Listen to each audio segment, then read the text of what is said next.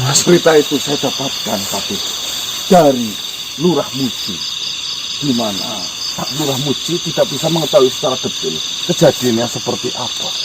Yang saya lihat dari raut dari muka Lurah Muci itu merasa ketakutan yang sangat luar biasa.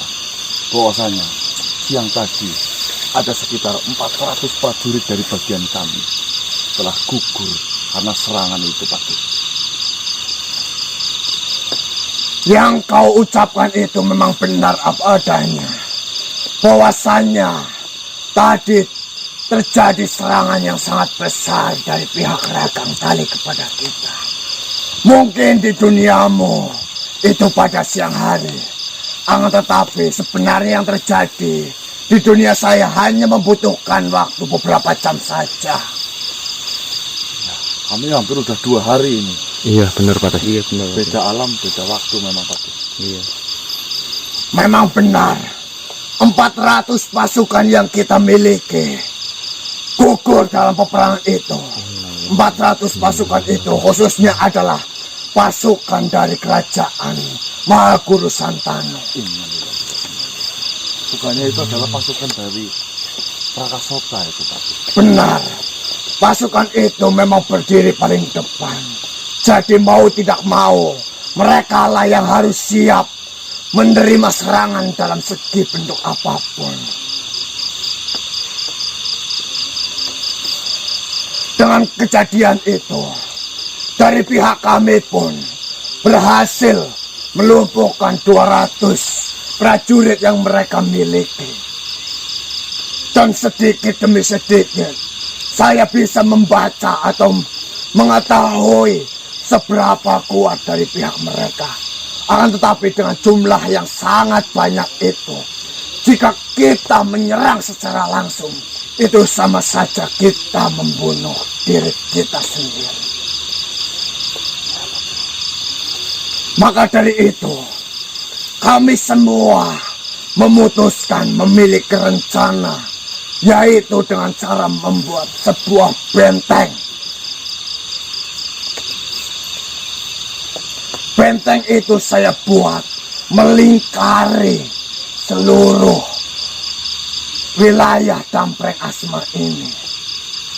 Dan benteng itu dibuat menggunakan batu dan diselingi dari mayat-mayat yang berhasil kita bunuh. Dengan tujuan apa Pak? Di sini saya membuat benteng itu melingkari wilayah Dampreng Asma. Akan tetapi di sini saya sengaja membuat jalan agar mereka bisa masuk ke dalam wilayah Dampreng Asma.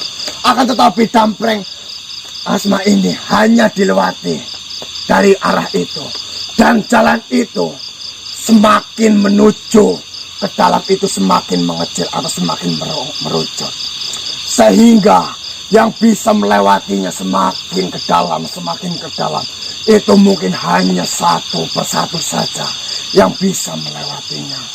Dan setelah mereka melewati benteng itu, saya telah membuat lubang yang sangat besar yang dilengkapi dengan sayap pinar yang diberikan oleh Mahaguru Santano, sehingga prajurit mereka tidak saling mengetahui pasukan yang berhasil masuk itu masih hidup ataupun sudah mati, karena pasukan itu terkurung dalam jeratan sayap pinar yang kita buat.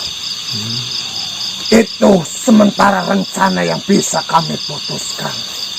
Berarti modelnya seperti ini ya Pak ya, kalau yang saya tangkap bulat, terus di sini ada pintu masuk kerucut, dan di ujung kerucut itu berlubang. Benar. Dan lubang itu berisi sayap pinar, mereka berbondong-bondong masuk ke lubang itu, tetapi semakin masuk ke dalam itu hanya bisa satu prajurit saja yang masuk, karena harus ngantri. Benar. Setiap yang sudah melewati dari lubang itu masuk ke dalam sayap pinar itu. Dan mereka tidak ada yang tahu prajurit yang sudah berhasil masuk selamat atau tidak. Tetapi di sini prajurit yang berhasil masuk pasti akan terkurung di dalam jeratan Seipinat itu. Alhamdulillah Patih. Mungkin untuk sementara ini itu adalah strategi yang sangat tepat. Benar. Untuk sementara ini, rencana itu adalah rencana yang paling tepat. Yang sudah dibicarakan dengan sahabat yang lain bahwasannya jika kita menyerang secara langsung itu sama saja kita itu menyerahkan diri kita untuk mati oleh mereka. Nah untuk atas sendiri bagaimana Patih? Mereka tidak akan bisa melewati atas karena di bagian atas prajurit yang ahli mana dari kerajaan Santanupula. Mereka sudah siap mengelilingi dan menyiapkan anak panah untuk melancarkan serangannya.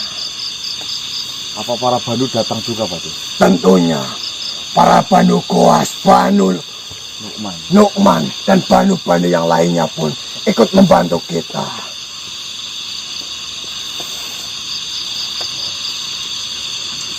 Seperti ini Patih, saya mendapatkan dari perjalanan dari rumah sampai sini, saya menemukan dua kejadian Patih. Apa saja kejadian itu? Yang pertama, saya bertemu dengan salah satu makhluk. Beliau namanya Kartosalim. Di mana saya bertemu makhluk Kartosalim itu tempo dulu mungkin 1 tahun yang lalu. Dulu saya bertemu dengannya ketika berhadapan dengan Ratu Bulantara di Kenduri. Ratu Bulantara mungkin pasti masih mengingatnya ketika saya diberikan minyak malah pada mabuk itu Patih. Ya. Kejadian apa itu? Waktu itu lagi Kenduri, diundang Kenduri lah kalau nggak salah Patih. 1 tahun yang lalu. Dari kerajaan Kartosalim itu tiba-tiba menghadang saya mendengarkan kabar bahwasanya memang sudah gempar di wilayah sini ada peperangan besar-besaran manusia dengan pihak kerajaan Bali. Beliau mengusulkan kepada saya karena saya mempunyai hutang budi katanya yang dia ucapkan. Dulu saya pernah menyembuhkan mata yang sudah terkena anak panah. Dan sekarang dia sedang mendirikan sebuah kerajaan. Hanya mungkin sekitar 300 prajurit yang dia miliki. Ingin terjun langsung membantu Patih. Ya siapa tahu nanti mungkin rombongan mereka datang dipimpin oleh Kartosalim, mohon diterima Patih. Sedikit atau banyaknya beliau itu memihak kebenaran. Saya yakin nanti akan bermanfaat. Syukur alhamdulillah jika kau mendapatkan bantuan itu. Karena sedikit banyaknya prajurit yang kita miliki dan sedikit ataupun banyak tambahan prajurit yang akan kita dapatkan itu akan sangat bermanfaat untuk saat ini. Iya Patih. Itu yang pertama. Beliau sedang mempersiapkan alat-alat perangnya Patih. Mungkin di pagi hari ini rombongan mereka akan datang tepat di hari ini. Baiklah, akan saya tunggu. Kartosalim Patih. Yang kedua, ketika saya berjalan masuk ke sini, saya bertemu dengan makhluk namanya Mendong Raya. Mendong Raya dari pihak Ragang Tali. Beliau datang dengan tertatih-tatih bungkuk. Saya merasa saya kasihan lah Patih. Beliau itu menceritakan dihina di sana Patih.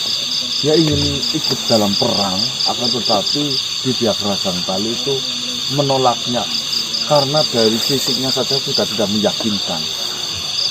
Dia itu sakit hati. Akhirnya Mendong Raya itu datang menemuiku, menginformasikan bahwasanya saya ingin bisa membantu peperanganmu sebagai balas dendam sakit hatinya. Saya sih tidak tahu Patih di sini. Apakah itu adalah utusan telik sandi dari pihak sana?